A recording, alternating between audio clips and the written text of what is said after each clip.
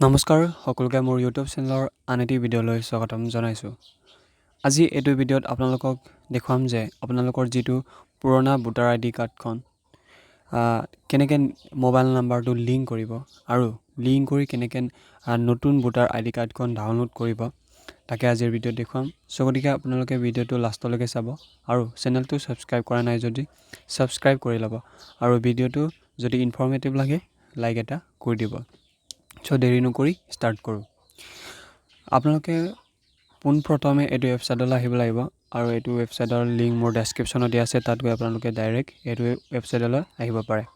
আপোনালোকে পোনপ্ৰথমে এই ৱেবছাইটলৈ অহাৰ পাছত আপোনালোকে ইয়াত লগ ইন অপশ্যন আহিব। সেই লগ ইনত আপোনালোকে ক্লিক কৰি আপোনালোকৰ যিটো ইউজাৰ আই ডি সেইটো দি আপোনালোকে লগ ইন কৰিব লাগিব। যদি আপোনালোকে ইউজাৰ আই ডি আৰু একো ইউজাৰ বনোৱা নাই, অৰ্থাৎ একাউণ্ট বনোৱা নাই, তেনেহ'লে আপোনালোকে চিম্পলি এইটো যিটো চাইন আপ অপশ্যন আছে তাত ক্লিক কৰিব। চাইন আপত ক্লিক কৰাৰ লগে লগে আপোনালোকৰ যিটো মোবাইল নাম্বাৰ দিব লাগিব। ইয়াত মোবাইল নাম্বাৰ দিয়াৰ লগে লগে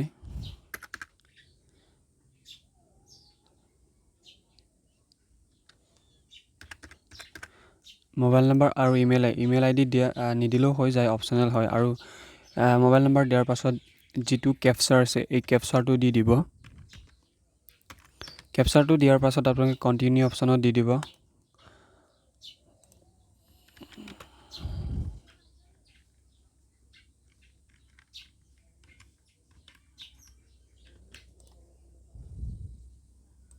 হয়, কণ্টিনিউ অপশ্যনত ক্লিক কৰাৰ লগে লগে আপোনাৰ মোবাইল নাম্বাৰলৈ এটা পাছপোৰ্ট ছেট কৰিবলৈ এটা স্ক্ৰীণ আহিব। তাৰপাছত আপোনালোকে OTP যাব। OTPটো ছাবমিট কৰাৰ লগে লগে আপোনালোকে চিম্পলি লগ ইন অপশ্যনত আহিব। লগ ইন অপশ্যনত অহাৰ লগে লগে ইয়াত যিটো আপোনাৰ মোবাইল নাম্বাৰ ৰেজিষ্ট্ৰেশ্যন কৰিছিলে সেই ৰেজিষ্ট্ৰেশ্যন মোবাইল নাম্বাৰটো ইয়াত দিব আৰু পাছৱৰ্ডটো এণ্টাৰ কৰি দিয়াৰ পাছত আৰু সেইটো যিটো কেপচাৰ দেখা পাইছে এই কেপচাৰটো আপোনালোকে দি দিব। কেপচাৰটো দিয়াৰ পাছত আপোনালোকে চিম্পলি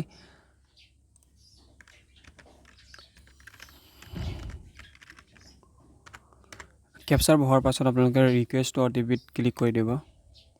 ক্লিক কৰাৰ লগে লগে আপোনাৰ যি মোবাইল নাম্বাৰলৈ এটা OTP যাব। OTPটো অহাৰ পাছত আপোনালোকে এণ্টাৰ কৰি দিব। OTP এণ্টাৰ কৰাৰ পাছত আপোনালোকৰ যি ডেছবৰ্ড এই ডেছবৰ্ডটো ওলাই আহিব। ইয়াত আপোনালোকে বিভিন্ন ধৰণৰ অপশ্যন দেখা পাব। প্ৰথমতে ফৰ্ম 6 আছে, ফৰ্ম 6A আছে, ফৰ্ম 7 আছে, ফৰ্ম 8 আছে। ইয়াত বিভিন্ন ধৰণৰ ভোটাৰ আই ডি যদি নতুনকৈ এপ্লাই কৰিব বিচাৰে আপোনালোকে ফৰ্ম 6ৰ থ্ৰুৱেদি আপোনালোকে এপ্লাই কৰিব পাৰিব আৰু ইয়াত ভোটাৰ আই ডি কাৰেকশ্যনো কৰিব পাৰিব। অনাগত দিনবোৰ আপোনালোকক নিশ্চয় মই দেখুৱাম যে আপোনালোকে কেনেকৈ নতুন ভোটাৰ আই ডি কাৰ্ড এপ্লাই কৰিব আৰু যদি আপোনাৰ ভোটাৰ আই ডি কাৰ্ডখন কিবা ভুল হৈছে কেনেকৈ কাৰেকশ্যন কৰিব মই অনাগত দিনত নিশ্চয় ভিডিঅ' আনিম। গতিকে আপোনালোকে চেনেলটো ছাবস্ক্ৰাইব কৰি ৰাখিব। দেৰি নকৰি আৰম্ভ কৰোঁ। আপোনালোকে মোবাইল নাম্বাৰখন লিংক কৰিবলৈ আপোনালোকে যিটো ফৰ্ম 8 দেখা পাইছে ইয়াত shift of residence correction of entries in existing electoral roll এই অপশ্যনত ক্লিক কৰিব লাগিব। চিম্পলি ইয়াত ফিল ফৰ্ম 8ত ক্লিক কৰি দিব লাগিব। ক্লিক কৰাৰ লগে লগে ইয়াত এপ্লিকেট ফৰ বা চেল্ফ বা আদাৰ, চিম্পলি চেল্ফো দিব পাৰে বা আদাৰো দিব পাৰে। ইয়াত আদাৰ্ছ দিছোঁ মই, যিটো মই বেলেগৰ কৰি দিছোঁ। কৰি দিয়াৰ পাছত আপোনালোকে ইয়াত যিটো ভোটাৰ আই ডি নাম্বাৰ সেইটো আপোনালোকে ইয়াত এণ্টাৰ কৰি দিব।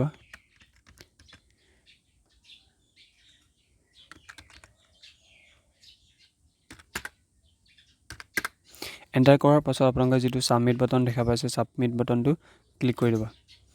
ছাবমিট বাটন ক্লিক কৰাৰ লগে লগে ইয়াত নিজৰ নাম, দেউতাৰ নাম চব আহি যাব। চিম্পলি অকেত ক্লিক কৰিব লাগিব আৰু ইয়াত এপ্লিকেশ্যন ফৰ ইয়াত বিভিন্ন ধৰণৰ এটা অপশ্যন ওলাব, আপোনালোকে কোনটো অপশ্যনত কাৰেকশ্যন কৰিব বিচাৰে। প্ৰথমত আছে চিফ্ট ফৰ ৰেচিডেন্স, অৰ্থাৎ আপোনালোকে এঠাইৰ পৰা এঠাইলৈ ভোটাৰ আই ডিখন চিফ্ট কৰিছে, সাল সলনি কৰি দিছে জেগাটো। আৰু correction of entry in existing electoral roll, অৰ্থাৎ যিটো এতিয়া বৰ্তমান আপোনাৰ যিটো ভোটাৰ ID নাম্বাৰ আছে সেই ID নাম্বাৰটোৱে আপোনালোকে কিবা কাৰেকশ্যন কৰিব বিচাৰে যদি আপোনালোকে সেকেন্ড অপশ্যনটো ক্লিক কৰিব লাগিব আৰু 3 নম্বৰটো হৈছে issue of replacement epic without correction অৰ্থাৎ ইয়াত যিটো আপোনাৰ ইপিক নাম্বাৰ আছে সেইটো মানে একো কাৰেকশ্যন নকৰাকৈ জাষ্ট আপোনালোকে ভোটাৰ ID কাৰ্ডখনৰ যিটো PVC কাৰ্ড এইটো ৰিপ্লেচমেণ্ট কৰিব বিচাৰে যদি তাত ক্লিক কৰি দিব আৰু 4 নম্বৰটো আছে request for making as person with disability অৰ্থাৎ ইয়াত আপোনাৰ যিটো বিকলাংগ সেইবিলাকে ইয়াত এপ্লাই কৰিব পাৰিব সো আপোনালোকে মোবাইল নাম্বাৰটো লিংক কৰিবলৈ সিম্পলি আপোনালোকৰ যিটো সেকেন্ড অপশ্যন আছে কাৰেকশ্যন অফ এন্টাৰ তাত ক্লিক কৰি দিব ক্লিক কৰাৰ লগে লগে ওকে বাটনত ক্লিক কৰি দিব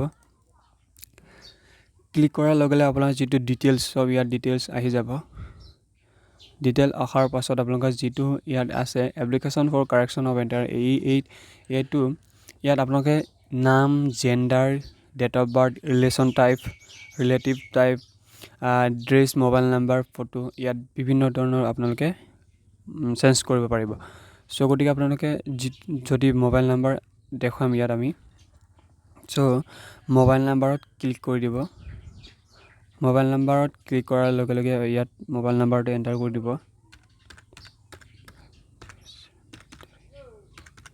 ক্লিক কৰাৰ লগে লগে ইয়াত যেটো নেক্সট বাটন আছে নেক্সট বাটনত ক্লিক কৰিব আৰু নেক্সট বাটনত ক্লিক কৰাৰ লগে লগে ইয়াত প্লেচমেন্টটো দি দিব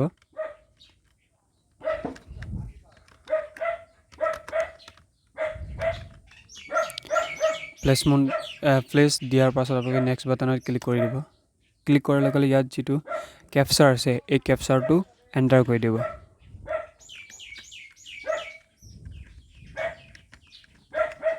এন্টাৰ কৰাৰ পাছত আপোনালোকে যেটো সাইডত সেন্ড OTP দিয়া আছে তাত ক্লিক কৰি দিব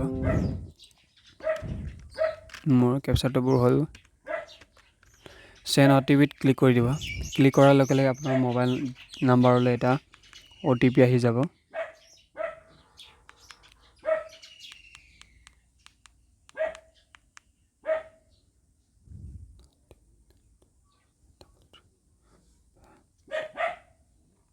OTP অহাৰ পাছত আপোনালোকে সিম্পলি এটো এন্টাৰ OTP অপচনত OTP টো এন্টাৰ কৰি দিব এন্টাৰ কৰাৰ পাছত আপোনালোকে যেটো প্ৰিভিউ এণ্ড সাবমিট হেটো অপচনত ক্লিক কৰি দিব প্ৰিভিউ এণ্ড সাবমিটত ক্লিক কৰাৰ লগে লগে আপোনাৰ যেটো ফৰ্ম এই ফৰ্মখন আহি যাব ইয়াত আপোনালোকৰ যেটো নাম সব আহি যাব আপোনাৰ যেটো ডিটেইলছ সব আহি যাব ইয়াত আপোনালোকে সিম্পলি ইয়াত স্ক্ৰল ডাউন কৰি ইয়াত যেটো সাবমিট আছে এই সাবমিট বাটনত ক্লিক কৰি দিব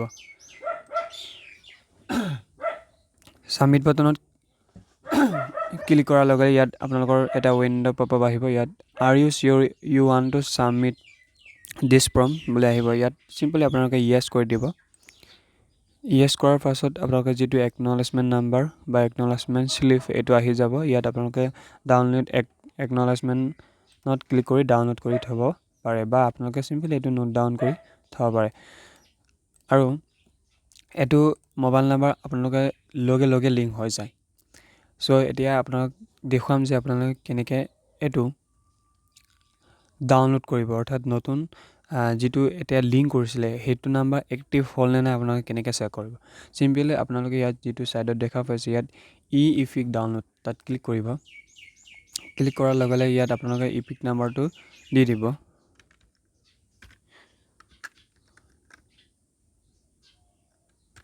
ক্লিক কৰাৰ পাছত ষ্টাৰ্টটো দি দিব ষ্টাৰ্ট দিয়াৰ পাছত সাৰ্চ অপচনত ক্লিক কৰিব